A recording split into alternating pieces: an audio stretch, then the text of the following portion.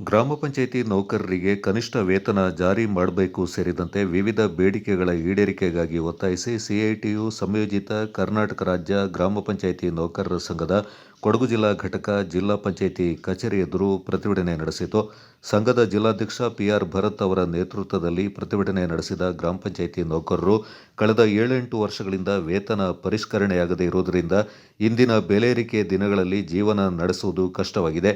ಈಗ ನೀಡ್ತಾ ಇರುವ ವೇತನ ಮಕ್ಕಳ ಶಿಕ್ಷಣ ಮತ್ತು ಆರೋಗ್ಯಕ್ಕೆ ಸಾಕಾಗ್ತಾ ಇಲ್ಲ ಅಂತ ಬೇಸರ ವ್ಯಕ್ತಪಡಿಸಿದರು.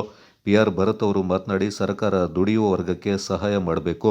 ಬೆಲೆ ಏರಿಕೆಗೆ ಅನುಗುಣವಾಗಿ ಮೇ 22, 2026ರಂದು ಹೊರಡಿಸಿರುವ ಆದೇಶದನ್ವಯ ವೇತನ ಬಿಡುಗಡೆ ಮಾಡಬೇಕು.